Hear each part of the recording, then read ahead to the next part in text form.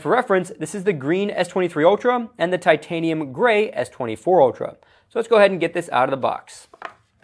The first thing you see is that titanium gray back, and when you take that out, that's all you get on the bottom portion of the box. In the smaller box, you get some documentation, a SIM ejector tool, and the USB-C cable.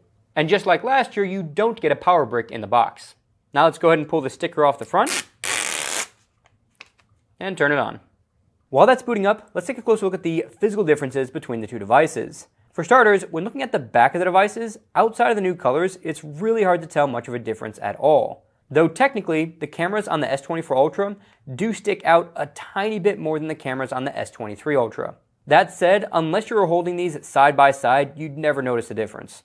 If you look at the bottom of the devices, you'll see that the S24 Ultra has a slightly more squared off design compared to the S23 Ultra, but it's a very slight difference. That said, the S24 Ultra is slightly wider than the S23 Ultra.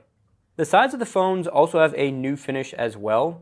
Again, since this is a titanium frame, the sides are going to obviously be a little bit different because of that, but Samsung's also added sort of a brushed finish on the side of this compared to more of like a polished finish on the S23 Ultra. I think that helps the S24 Ultra feel a bit more premium, but I don't know how much of a difference that's really going to make for gripability compared to the S23 Ultra. The S Pens are functionally identical between the two devices, but they do come in different colors now. And here's a shot of all four of the standard S24 Ultra colors with their respective S Pens. And while the bodies of the S Pens may be different colors, the bottoms of them match the respective frame. And since the S Pens are both functionally and physically identical, you can even put the S24 Ultra S Pen in the S23 and the same vice versa. Not that you'd ever really need to do that, but you can if you want to. The S24 Ultra gets Corning's new Gorilla Armor, which promises to both be stronger, more scratch resistant, and also less reflective. So let's test the reflectivity now. If you look closely, you'll see the reflection of my camera a little bit on the S23 Ultra. But if I slide over to the S24 Ultra, that reflection is not seen. So already that statement seems to be pretty true. Alright, so I finished setting up the S24 Ultra and I took both phones outside, got a bunch of different pictures of a bunch of different things to really test the different cameras. And if I jump into the gallery app here on both devices, one of the first things I want to show you has to do with shadows. So Samsung said that their shadow erasing feature has improved on the S24 Ultra, and I want to test that. So I took this shadow picture of a phone on both of these. We're going to go to Edit. Then we're going to go to these advanced settings here, tap Object Eraser, and select Erase Shadows on both devices. As you can see, both of them have done an incredible job of completely wiping out the shadow. And if I tap Done here, and save the photos, if I zoom in on this, you can see that the S23 Ultra still has some remnants of the shadow showing up through here, and even this part of the wall looks a little bit messed up. But the S24 Ultra did an incredible job completely removing that shadow. It is truly astounding how well this feature works. While both phones did an excellent job of erasing my obvious shadow on top of the phone, the shadow eraser can't erase all shadows. For example, if I try to erase the shadow next to this phone, you'll see that it got other shadows in the frame, but it didn't erase this shadow here. And I think that's because both of these phones are specifically trying to find shadows of you in the shot. This is obviously the shadow of the box, so it's not trying to erase that. Shadow erasing isn't the only thing that received an improvement. The S24 Ultra is also supposed to have an improvement in reflection erasing as well, like when you're taking a picture out a window. But I found that this does still have some limitations. For example, if I zoom in on this photo here, you see that there's a really bright light right behind me. So if I go and edit this, and jump back into the object eraser, and try to erase reflections here, you'll see that bright light stays. You'll see some improvement on the sides and in the darker areas, but anything that's super bright, the reflection eraser doesn't do a terribly good job at. And I think that's primarily because it can't figure out whether that super bright area is actually a reflection or something that's on the other side of the window. If I turn that light off and take a picture again, then jump back into the object eraser and erase reflections now, you'll see that it works much better. And here's the before again, and I want you to really pay attention to this line of the wall up here. If I zoom in a bit, you probably see a little better. So take a look at this. This is the reflection of the wall. And if I go and redo that, you'll see that it fully erases that. But the real question is, does the S24 Ultra erase reflections better than the S23 Ultra? Well, honestly, in person, it's pretty hard to tell, but if you zoom in this area right here, you can see that the reflection of the wall on this building here is erased a little bit better on the S24 Ultra. Is it enough of a difference to want to upgrade to the S24 Ultra just for this feature? No, but it is a little bit of a difference. I also did some quick tests on the zoom capabilities between the two phones. And if I zoom in a bit here, you'll see that the larger letters are a bit more crisp and easier to read on the S24 Ultra, but the smaller lettering is easier to read on the S23 Ultra. Another noticeable difference is in the solid color regions. So on the S24 Ultra, this blue part of the pole is a very solid blue all the way through. But on the S23 Ultra, it's really grainy looking. However, the extra smoothing that's happening on the S24 Ultra does seem to get rid of some of the detail in this black area right here as compared to the S23 Ultra. But let me know down in the comments below which image you prefer for 100 times zoom. Now here is a 30 times zoom shot of the same sign. And if I zoom in here, we have pretty much the exact same effect between the two phones. And now we've got a 10 times zoom shot, and this is what I'm most interested in here because the Galaxy S24 Ultra got rid of the 10 times optical zoom and instead now has a 5 times optical zoom, but with a 5 times larger sensor. They went from 10 megapixels to 50 megapixels. So let's see how much of a difference there really is when we zoom in. And now that we're zoomed all the way in here, you can see that the two images are pretty similar, but text is definitely easier to read on the S23 Ultra. So even though the S24 Ultra does have more pixels to work with, the 10x optical zoom does seem to be doing a bit of a better job here, especially when you look at the finer details like these rivets right here. But at the end of the day, unless you're going to really zoom in like this on your 10 times zoom shots often, you're really not going to notice too much of a difference between these two cameras. But technically, 10 times zoom shots do still seem to be a bit better on the S23 Ultra. And now we're backed out to 5 times zoom, so let's go ahead and zoom in again here and see what the difference is. As expected, the S24 Ultra does look significantly better here, because at 5 times zoom, that's the optical zoom level of the S23 Ultra's camera. So the S23 Ultra does need a bit of digital zoom to get this far in. And it's clear that it's suffering because of it. If you look at this wall in the back, there's clearly more texture in it on the S24 Ultra, and you can also see a bunch more detail on the ground and even on the mailbox. So now let's take a look at the 3x zoom shot. Zooming in on this shot gives very similar results. For the 2x zoom shots, it looks like the S24 Ultra is a little bit better here. Zooming all the way in on the letter M, you can see that it's got a bit of jagged edges here on the S23 Ultra, but more straight lines on the S24 Ultra. There's also more noise in the photo on the S23 Ultra as compared to the S24 Ultra. For the 1x zoom shot, the S24 Ultra does come ahead here again, especially when I zoom in. You can just see a bit more detail in the crosswalk sign, as well as these numbers here. And lastly, we have a 0.6 times ultra wide shot. And if I zoom in here, it actually looks like we get more detail out of the S23 Ultra, especially when you look at this text here and the details on this box. I also tried taking some selfies with the sun behind me, and both phones performed pretty well. But I think I'm going to need more selfie samples to really see how much of a difference there is between the S24 Ultra and the S23 Ultra. As we've been going through these photos, you might have noticed that the S24 Ultra's photos do seem to be notably brighter and have a significantly higher dynamic range compared to the S23 Ultra. One of the main reasons you're seeing that is the S24 Ultra now previews everything in high dynamic range for any high dynamic range photo, whereas the S23 Ultra did not do that. But I will be doing a deep dive camera comparison between both of these, where I'll be taking a look at these photos off the devices and on my computer screen, so I could really see which phone is actually getting better photos. And if you don't want to miss that, consider subscribing and turning on notifications. Now let's take a look at some of the AI features. Let's say you're watching a video from Mr. Mobile, and all of a sudden you see he's got this backpack on, and you kind of like it. You want to find out what that backpack is. You can swipe in here, hold the home button, and now you can circle or tap anywhere, and that'll use Google to search for that backpack. And based on all of these results, it looks like it's a Peak Design backpack. The next AI feature I want to look at is slow motion video. So right here I have a video that was filmed at 60 frames per second, and if I play this back, I can long press on the screen and it will automatically turn that into a slow motion video. And the way this works is using something called interpolation, where the artificial intelligence tries to figure out what the slow motion would look like based on a regular speed video.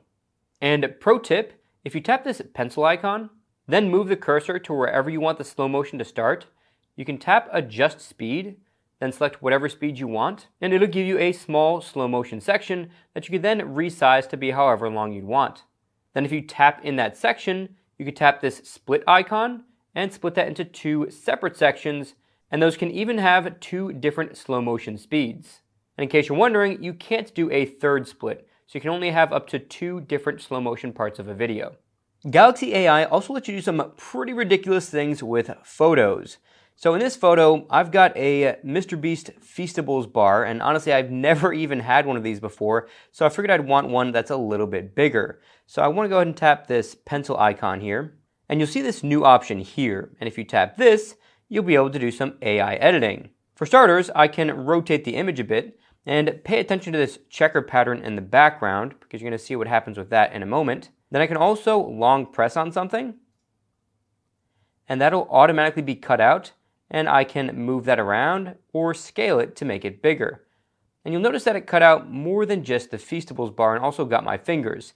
If something like that happens, you can undo that, maybe take out your S Pen, zoom in on the image, then draw around the Feastables bar with the S Pen. Now I can zoom back out. I can long press that and drag that out and make it a little bit bigger. And when I get that right, I'll go ahead and tap generate. And after about 10 seconds, I'll have the updated image. And you'll notice that that checker pattern was filled in with AI. None of these details in the corner actually existed in real life. And when I tap done, even the Feastables bar gets a boost in resolution. So if I zoom in on this, you'll see that that is a far higher resolution than it was originally. But one important thing to note when making these AI-generated images is that once you save them, Samsung adds a little watermark to the bottom left corner, letting people know that this was an AI-generated image. Samsung also changes the metadata within the image to make that clear as well. If we jump into settings, then scroll down to advanced features, then go to advanced intelligence, you'll be able to see all of the AI features on one page, as well as descriptions of what those features do. And if you tap on one of them, you'll get even more information about it. But what I really want to point out is at the bottom of this advanced intelligence page, and it's this option here to process data only on the device. If you do this, all the AI features will be processed directly on the phone, and nothing will be pushed online for processing. However, if you do this, you will get some limitations on what you can and can't use in terms of AI features. For AI features that you lose by not allowing them to be processed online, you won't be able to use the Samsung Notes features that allow you to auto-format, summarize, or auto-correct your spelling. But the translation features will still work in Samsung Notes. Another thing that's not available without online processing is creating summaries from transcripts or any notes or websites. And lastly, the generative fill and AI photo editing features that I showed you guys a bit earlier will be unavailable as well. But the rest of these AI features will be available with local processing only. Since the S24 Ultra now has a much more flat display compared to the S23 Ultra, let's test how well the S Pen works along the edges of the screen. So I'm going to go ahead and just start drawing along the edge and seeing if my S Pen, wow, that's actually a whole lot easier to draw along the edges. Because if I do this on my S23 Ultra, the S Pen's just going to roll off that curve a lot more easily. So it's still possible to draw along the edges, but especially as I get to right about here, the S Pen, you can see it just kind of rolls off to the side. So you really can't get that close to the edges on the S23 Ultra compared to the S24 Ultra. Now, to be honest, you're probably not going to need to use the S Pen at the very edges of the screen terribly often, but having that flat display does make it a better experience. As I was going through the camera modes, I noticed that the 8K video recording option now lets you record at not just 1x zoom, but 1x and 5x zoom, because the 5x zoom camera on the S24 Ultra is now a 50 megapixel camera instead of the 10 megapixel camera that was on the S23 Ultra. And in order to film an 8K video, you need at least 32 megapixels. So obviously, the zoom lens on the S23 Ultra just couldn't do 8K video. Although I did notice one limitation here. If you start recording a video at 5x zoom in 8K, you can't go wider than 5x, but you can digitally zoom out to a 10x zoom. And if you started at a 1x zoom, you'd only be able to zoom out to 5x, but it wouldn't actually switch lenses, or let you zoom anywhere past 5x. Previously, you could only record at the 1x zoom, and you could do a digital zoom up to 6x. Something else I noticed in the camera app is that if you go to the More section, you'll see that the super slow motion mode that was previously available on the S23 Ultra is no longer available here. However, that mode actually has an improvement, and it's found in slow motion. So if you change your slow motion mode to full HD at 240 frames per second, then record a video, you'll be able to create a 960 frame per second video from that video, just like you were with the super slow-mo mode. The only difference is that you no longer have a 1 second time limit like you did before. Now you can create a 960 frame per second video for as long as you want. So here's a 240 frame per second video I filmed with the S24 Ultra. And if I go ahead and skip forward a little bit here to where the pen drops and long press on the screen, you'll see that it slows a ton down to 960 frames per second. So now let's see what that looks like with the super slow-mo mode on the S23 Ultra. If I play this back, you'll see that the pen flipping looks almost identical to what it looked like on the S24 Ultra. The only difference is the S23 Ultra is limited to about 1 second of recording at this speed, but now you can record as long as you want on the S24 Ultra. If you switch to regular video mode, then change the resolution to UHD at 60 frames per second, something you'll notice is that when you start recording on the S23 Ultra, you're going to get locked into this one lens. But on the S24 Ultra, if I start recording here, I can actually switch through all the different lenses while I'm recording. Alright, so I'm back with a full day's worth of use out of both the S23 Ultra and the S24 Ultra, and the battery life is pretty comparable here. You can see that after 4 hours and 19 minutes on the S23 Ultra, I've got about 73% of my battery life left, and at just under 4 hours, I've got 74% left on the S24 Ultra. Now keep in mind, this is my first day with the S24 Ultra, and I spent most of the day using the camera app to take photos and videos and run a bunch of tests for future videos. So the phone hasn't had time yet to learn any usage patterns, and once it does, I'll get a little bit of an increase in battery life. But it's good to see that even on the first day, it has comparable battery life to the S23 Ultra. Another thing I want to point out after a full day of use with the S24 Ultra is that the new frame is actually a bit easier to grip compared to the S23 Ultra's frame. I used this all day without a case on it, taking a bunch of different pictures in and out of pockets, and I did feel like I had a pretty secure grip on this phone. So while initially I wasn't sure if it'd make too much of a difference, after a full day I can say that it was actually a notable difference. The S24 Ultra is available in 4 standard colors and 3 Samsung.com exclusive colors.